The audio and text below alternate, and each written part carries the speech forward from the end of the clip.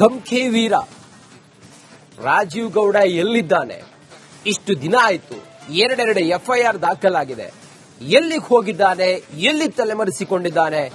ರಾಜೀವ್ ಗೌಡಗೆ ಸಂಬಂಧಪಟ್ಟಂತ ಮತ್ತೊಂದು ಎಕ್ಸ್ಕ್ಲೂಸಿವ್ ಮಾಹಿತಿಯನ್ನ ರಿಪಬ್ಲಿಕ್ ಕನ್ನಡ ಇವತ್ತು ನಿಮ್ಮ ಮುಂದೆ ಪೋಸ್ಟ್ ಮಾಡ್ತಾ ಇದೆ.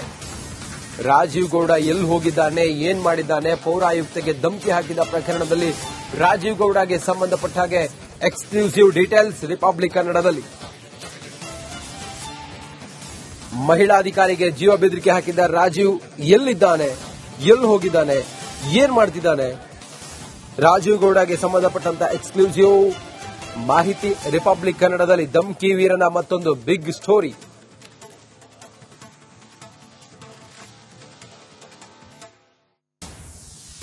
ಮಹಿಳಾಧಿಕಾರಿಗೆ ಜೀವ ಬೆದರಿಕೆ ಹಾಕಿದ ಪ್ರಕರಣದಲ್ಲಿ ರಾಜೀವ್ ಗೌಡಗಾಗಿ ಪೊಲೀಸರು ಈಗ ಬಲೆ ಬೀಸಿದ್ದಾರೆ. ಆದರೆ ಇಷ್ಟು ದಿನ ಆದರೂ ಕೂಡ ಆತ ಎಲ್ಲಿ ಹೋಗಿದ್ದಾನೆ ಅನ್ನೋದ್ರ ಬಗ್ಗೆ ಮಾಹಿತಿ ಇಲ್ಲ. ಆತನನ್ನ ಯಾರಾದರೂ ರಕ್ಷಣೆ ಮಾಡ್ತಾ ಇದ್ದಾರೆ ಅನ್ನೋದ್ರ ಬಗ್ಗೆಯೂ ಕೂಡ ಪೊಲೀಸರಿಗೆ ಅನುಮಾನ ಇದೆ. ಈ ರಾಜೀವ್ ಗೌಡ ಏನ್ ಗನಂದಾರಿ ಕೆಲಸ ಮಾಡಿದ್ದಲ್ಲ. ಪೌರಾಯುಕ್ತೆ ಅಮೃತಾ ಗೌಡಗೆ ಈ ರೀತಿಯಾಗಿ ಆತ ನಿಂದನೆ ಮಾಡಿದ್ದು, ಅವಾಚ್ಯವಾಗಿ ನಿಂದಿಸಿರೋದು, ಧಮಕಿ ಹಾಕಿದ್ದು, ಸುಟ್ಟು ಹಾಕ್ತೀನಿ ಅಂತ ಹೇಳಿ ಎಲ್ಲ ಹೇಳಿರೋದು. ಈ ಸಂಬಂಧ ಏನು ಪ್ರಕರಣ ದಾಖಲಾಗಿದೆಯಲ್ಲ, ಈಗ ರಾಜೀವ್ ಗೌಡಗೆ ಅವತ್ತು ಹೇಳಿದಂತ ರೋಷಾವೇಶ, ಆ ದಿಮಾಕು, ದೌಲತ್ತು ಈಗಿಲ್ಲ. ಎಲ್ಲಿ ಹೋಗಿದ್ದಾನೆ? ಕಳ್ಳರ ಹಾಗೆ ಅಡಗಿಕೊಂಡಿದ್ದಾನೆ ರಾಜೀವ್ ಗೌಡ. ರಾಜೀವ್ ಗೌಡಗಾಗಿ ಈಗ ಪೊಲೀಸರು ಬೆದರಿಕೆ ಹಾಕಿದ ಪ್ರಕರಣದಲ್ಲಿ ಈಗ ಹುಡುಕಾಟವನ್ನ ಮಾಡ್ತಾ ಇದ್ದಾರೆ. ಮುಂದುವರೆದು ಗಮನಿಸ್ತಾ ಹೋದ್ರೆ ಧಮ್ಕಿ ವೀರ ಕೇರಳ ಇಲ್ಲ ಗೋವಾಕ್ಕೆ ಎಸ್ಕೇಪ್ ಆಗಿರುವ ಅನುಮಾನ ಇದೆ. ಮಂಗಳೂರಿಗೆ ಬಂದಿದ್ದ ಕಾಂಗ್ರೆಸ್ ನಾಯಕನಿಗೆ ಉದ್ಯಮಿ ಶ್ರೀರಕ್ಷೆ ನೀಡಿದ್ದಾರೆ ಅನ್ನೋದ್ರ ಬಗ್ಗೆ ಅನುಮಾನಗಳಿದಾವೆ. ಮಂಗಳೂರಿನಲ್ಲಿ 4 ದಿನ ತಲಾಶೆ ನಡೆಸಿದ್ದಾರೆ ಪೊಲೀಸರು. ಮಂಗಳೂರಿಂದ ಕೇರಳ ಇಲ್ಲ ಗೋವಾಕ್ಕೆ ಕಾಲ್ಕಿತ್ತಿರಬಹುದು ಅನ್ನುವಂತ ಅನುಮಾನವೂ ಕೂಡ ಇದೆ. ಮಂಗಳೂರು ಉದ್ಯಮಿ ನೆರವಿನಿಂದ ರೈಲಿನಲ್ಲಿ ರಾಜೀವ್ ಗೌಡ ಎಸ್ಕೇಪ್ ಆಗಿರುವ ಶಂಕೆವಿದೆ. ಗೋವಾ, ಕೇರಳದಲ್ಲಿ ರಾಜೀವ್ ಗೌಡಗೆ ಉದ್ಯಮಿ ಅಭಯ ನೀಡಿದ್ದಾರೆ, ಅಂದ್ರೆ ಆತನನ್ನ ಗಾರ್ಡ್ ಮಾಡ್ತಾ ಇದ್ದಾರೆ ಅನ್ನೋದ್ರ ಬಗ್ಗೆ ರಿಪಬ್ಲಿಕ್ ಕನ್ನಡಕ್ಕೆ ಈಗ ಮಾಹಿತಿ ಲಭ್ಯ ಆಗಿದೆ.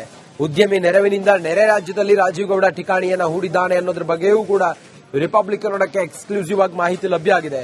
ಪರಾರಿ ವೀರನಿಗಾಗಿ ಈಗ ಶೋಧ ಕಾರ್ಯ ಮುಂದುವರೆದಿದೆ.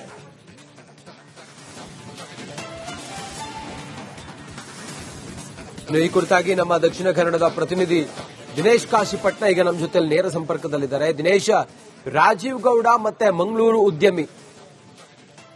ಉದ್ಯಮಿ ಅವರನ್ನ ಸೇಫ್ ಗಾರ್ಡ್ ಮಾಡ್ತಿದ್ದಾರೆ, ರಕ್ಷಣೆ ಮಾಡ್ತಿದ್ದಾರೆ. ಹಾಗೆ ಇವರೇ ರಾಜ್ಯದಿಂದ ಹೊರಗಡೆ ಕಳಿಸೋದಕ್ಕೆ ಇವರೇ ಕಾರಣರು ಅನ್ನೋದೆಲ್ಲವೂ ಕೂಡ ಈಗ ರಿಪಬ್ಲಿಕ್ ಕನ್ನಡಕ್ಕೆ ಮಾಹಿತಿ ಸಿಕ್ಕಿದೆ. ಸದ್ಯ ಇದ್ರ ಬಗ್ಗೆ ಸವಿಸ್ತಾರವಾಗಿ ಹೇಳೋದಾದ್ರೆ. ಹೌದು ರಂಜಿತ್ ಶ್ರೀಯಾರ್, ಕೆಎಸ್ ಮಹಿಳಾ ಅಧಿಕಾರಿಗೆ ಅವಾಚ್ಯ ಶಬ್ದಗಳಿಂದ ನಿಂದಿಸಿದಂತ ರಾಜೀವ್ ಗೌಡ ಈಗ ತಲೆಮರೆಸಿಕೊಂಡಿದ್ದಾನೆ. ಪೊಲೀಸರು ಆತನಿಗಾಗಿ ಎಲ್ಲಾ ಕಡೆಗಳಲ್ಲಿ ಹುಡುಕಾಟ ಕೂಡ ನಡೆಸ್ತಾ ಇದ್ದಾರೆ. ಕೇವಲ ಕರ್ನಾಟಕ ರಾಜ್ಯ ಮಾತ್ರ ಅಲ್ಲ, ಗೋವಾ ಮತ್ತು ಕೇರಳದಲ್ಲೂ ಕೂಡ ಆತನಿಗಾಗಿ ಪೊಲೀಸರು ಹುಡುಕಾಟ ಕೂಡ ನಡೆಸ್ತಾ ಇದ್ದಾರೆ. ಪ್ರಮುಖವಾಗಿ ಆತನಿಗೆ ಬೆನ್ನ ಹಿಂದೆ ನಿಂತಿರುವಂತದ್ದೇ ಮಂಗಳೂರಿನ ಪ್ರತಿಷ್ಠಿತ ಉದ್ಯಮಿ ಅನ್ನುವಂತ ವಿಚಾರದಲ್ಲೂ ಕೂಡ ಒಂದಷ್ಟು ತನಿಖೆಗಳು ಸಾಗ್ತಾ ಇದೆ. ಯಾಕಂದ್ರೆ ರಾಜೀವ್ ಗೌಡ ಏನು ಆತ ತಲೆಮರೆಸಿಕೊಂಡು ಮಂಗಳೂರಿಗೆ ಬಂದು ಒಬ್ಬ ಉದ್ಯಮಿ ಆಶ್ರಯ ಪಡೆದಿದ್ದ. ಆ ಬಳಿಕ ಮಂಗಳೂರಿನ ವಿಮಾನ ಏನು ರೈಲ್ವೆ ನಿಲ್ದಾಣದಲ್ಲಿ ತನ್ನ ಕಾರನ್ನ ಇರಿಸಿ ರೈಲು ಮೂಲಕವಾಗಿ ಆತ ಬೇರೆ ರಾಜ್ಯಗಳಿಗೆ ಎಸ್ಕೇಪ್ ಆಗಿದ್ದಾನೆ ಅಂತ ಕೂಡ ಮಾಹಿತಿ ಇದೆ. ಅಂದ್ರೆ ಗೋವಾಕ್ಕೆ ಎಸ್ಕೇಪ್ ಆಗಿದ್ದಾನೆ, ಇಲ್ಲಾಂದ್ರೆ ಕೇರಳಕ್ಕೆ ಎಸ್ಕೇಪ್ ಆಗಿದ್ದಾನೆ ಅನ್ನುವಂತ ಮಾಹಿತಿ ಕೂಡ ಇದೆ. ಹೀಗಾಗಿ ಈ ಒಂದು ಮಾಹಿತಿ ಆಧಾರದಲ್ಲೂ ಕೂಡ ಪೊಲೀಸರು ತನಿಖೆ ಮಾಡ್ತಾ ಇದ್ದಾರೆ. ಅದರ ಜೊತೆಗೆ ಮಂಗಳೂರಿನ ಪ್ರತಿಷ್ಠಿತ ಉದ್ಯಮಿಯೊಬ್ಬರು ಆತನಿಗೆ ಸಹಾಯ ಮಾಡಿದ್ದಾರೆ ಅನ್ನುವಂತ ವಿಚಾರದಲ್ಲೂ ಕೂಡ ಒಂದಷ್ಟು ತನಿಖೆ ಆಗ್ತಾ ಇರುವಂತದ್ದು Ranjit Shiriyar. Okay, thank you Dinesh ನಿಮ್ಮೆಲ್ಲ ಮಾಹಿತಿಗಾಗಿ.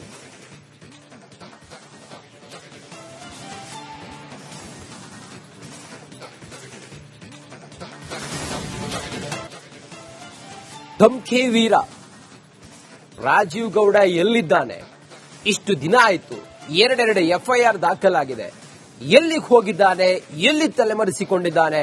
ರಾಜೀವ್ ಗೌಡಗೆ ಸಂಬಂಧಪಟ್ಟಂತ ಮತ್ತೊಂದು ಎಕ್ಸ್ಕ್ಲೂಸಿವ್ ಮಾಹಿತಿಯನ್ನ ರಿಪಬ್ಲಿಕ್ ಕನ್ನಡ ಇವತ್ತು ನಿಮ್ಮ ಮುಂದೆ ಪೋಸ್ಟ್ ಮಾಡ್ತಾ ಇದೆ. ರಾಜೀವ್ ಗೌಡ ಎಲ್ಲಿ ಹೋಗಿದ್ದಾನೆ, ಏನ್ ಮಾಡಿದ್ದಾನೆ? ಪೌರಾಯುಕ್ತಗೆ ಧಮಕಿ ಹಾಕಿದ ಪ್ರಕರಣದಲ್ಲಿ ರಾಜೀವ್ ಗೌಡಗೆ ಸಂಬಂಧಪಟ್ಟ ಹಾಗೆ ಎಕ್ಸ್ಕ್ಲೂಸಿವ್ ಡೀಟೇಲ್ಸ್ ರಿಪಬ್ಲಿಕ್ ಕನ್ನಡದಲ್ಲಿ. ಮಹಿಳಾಧಿಕಾರಿಗೆ ಜೀವ ಬೆದರಿಕೆ ಹಾಕಿದ್ದ ರಾಜೀವ್ ಎಲ್ಲಿದ್ದಾನೆ, ಎಲ್ಲಿ ಹೋಗಿದ್ದಾನೆ, ಏನ್ ಮಾಡ್ತಿದ್ದಾನೆ? ರಾಜೀವ್ ಗೌಡಗೆ ಸಂಬಂಧಪಟ್ಟಂತ ಎಕ್ಸ್ಕ್ಲೂಸಿವ್ ಮಾಹಿತಿ ರಿಪಬ್ಲಿಕ್ ಕನ್ನಡದಲ್ಲಿ ಧಮ್ಕಿ ವೀರನ ಮತ್ತೊಂದು ಬಿಗ್ ಸ್ಟೋರಿ.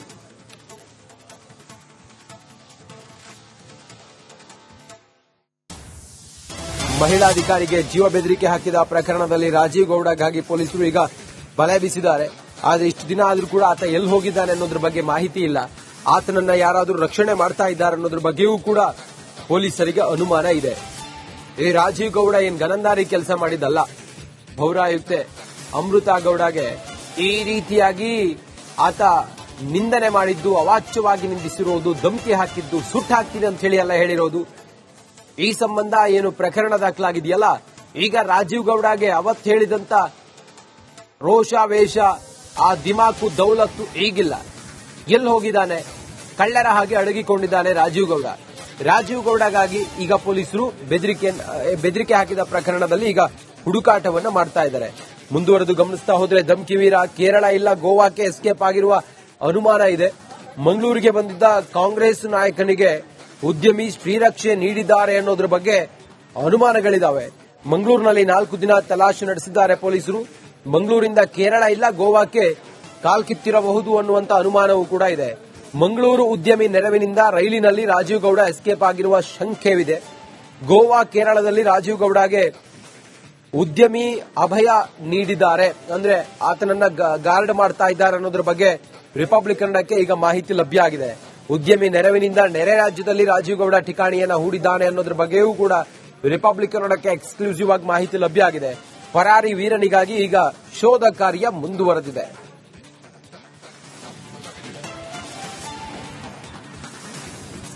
ಈ ಕುರಿತಾಗಿ ನಮ್ಮ ದಕ್ಷಿಣ ಕನ್ನಡದ ಪ್ರತಿನಿಧಿ ದಿನೇಶ್ ಕಾಶಿಪಟ್ನ ಈಗ ನಮ್ಮ ಜೊತೆ ನೇರ ಸಂಪರ್ಕದಲ್ಲಿದ್ದಾರೆ. ದಿನೇಶ, ರಾಜೀವ್ ಗೌಡ ಮತ್ತೆ ಮಂಗಳೂರು ಉದ್ಯಮಿ ಅವರನ್ನ ಸೇಫ್ ಗಾರ್ಡ್ ಮಾಡ್ತಿದ್ದಾರೆ, ರಕ್ಷಣೆ ಮಾಡ್ತಿದ್ದಾರೆ. ಹಾಗೆ ಇವರೇ ರಾಜ್ಯದಿಂದ ಹೊರಗಡೆ ಕಳಿಸೋದಕ್ಕೆ ಇವರೇ ಕಾರಣರು ಅನ್ನೋದೆಲ್ಲವೂ ಕೂಡ ಈಗ ರಿಪಬ್ಲಿಕ್ ಕನ್ನಡಕ್ಕೆ ಮಾಹಿತಿ ಸಿಕ್ಕಿದೆ. ಸದ್ಯ ಇದ್ರ ಬಗ್ಗೆ ಸವಿಸ್ತಾರವಾಗಿ ಹೇಳೋದಾದ್ರೆ. ಹೌದು ರಂಜಿತ್ ಶ್ರೀಯಾರ್, ಕೆಎಸ್ ಮಹಿಳಾ ಅಧಿಕಾರಿಗೆ ಅವಾಚ್ಯ ಶಬ್ದಗಳಿಂದ ನಿಂದಿಸಿದಂತ ರಾಜೀವ್ ಗೌಡ ಈಗ ತಲೆಮರೆಸಿಕೊಂಡಿದ್ದಾನೆ. ಪೊಲೀಸರು ಆತನಿಗಾಗಿ ಎಲ್ಲಾ ಕಡೆಗಳಲ್ಲಿ ಹುಡುಕಾಟ ಕೂಡ ನಡೆಸ್ತಾ ಇದ್ದಾರೆ. ಕೇವಲ ಕರ್ನಾಟಕ ರಾಜ್ಯ ಮಾತ್ರ ಅಲ್ಲ, ಗೋವಾ ಮತ್ತು ಕೇರಳದಲ್ಲೂ ಕೂಡ ಆತನಿಗಾಗಿ ಪೊಲೀಸರು ಹುಡುಕಾಟ ಕೂಡ ನಡೆಸ್ತಾ ಇದ್ದಾರೆ. ಪ್ರಮುಖವಾಗಿ ಆತನಿಗೆ ಬೆನ್ನ ಹಿಂದೆ ನಿಂತಿರುವಂತದ್ದೇ ಮಂಗಳೂರಿನ ಪ್ರತಿಷ್ಠಿತ ಉದ್ಯಮಿ ಅನ್ನುವಂತ ವಿಚಾರದಲ್ಲೂ ಕೂಡ ಒಂದಷ್ಟು ತನಿಖೆಗಳು ಸಾಗ್ತಾ ಇದೆ. ಯಾಕಂದ್ರೆ ರಾಜೀವ್ ಗೌಡ ಏನು ಆತ ತಲೆಮರೆಸಿಕೊಂಡು ಮಂಗಳೂರಿಗೆ ಬಂದು ಒಬ್ಬ ಉದ್ಯಮಿ ಆಶ್ರಯ ಪಡೆದಿದ್ದ. ಆ ಬಳಿಕ ಮಂಗಳೂರಿನ ವಿಮಾನ ರೈಲ್ವೆ ನಿಲ್ದಾಣದಲ್ಲಿ ತನ್ನ ಕಾರನ್ನ ಇರಿಸಿ ರೈಲು ಮೂಲಕವಾಗಿ ಆತ ಬೇರೆ ರಾಜ್ಯಗಳಿಗೆ ಎಸ್ಕೇಪ್ ಆಗಿದ್ದಾನೆ ಅಂತ ಕೂಡ ಮಾಹಿತಿ ಇದೆ. ಅಂದ್ರೆ ಗೋವಾಕ್ಕೆ ಎಸ್ಕೇಪ್ ಆಗಿದ್ದಾನೆ, ಇಲ್ಲಾಂದ್ರೆ ಕೇರಳಕ್ಕೆ ಎಸ್ಕೇಪ್ ಆಗಿದ್ದಾನೆ ಅನ್ನುವಂತ ಮಾಹಿತಿ ಕೂಡ ಇದೆ. ಹೀಗಾಗಿ ಈ ಒಂದು ಮಾಹಿತಿಯ ಆಧಾರದಲ್ಲೂ ಕೂಡ ಪೊಲೀಸರು ತನಿಖೆ ಮಾಡ್ತಾ ಇದ್ದಾರೆ. ಅದರ ಜೊತೆಗೆ ಮಂಗಳೂರಿನ ಪ್ರತಿಷ್ಠಿತ ಉದ್ಯಮಿಯೊಬ್ಬರು ಆತನಿಗೆ ಸಹಾಯ ಮಾಡಿದ್ದಾರೆ ಅನ್ನುವಂತ ವಿಚಾರದಲ್ಲೂ ಕೂಡ ಒಂದಷ್ಟು ತನಿಖೆ ಆಗ್ತಾ ಇರುವಂತದ್ದು Ranjit Shiriyar. Okay, thank you Dinesh ನಿಮ್ಮೆಲ್ಲ ಮಾಹಿತಿಗಾಗಿ.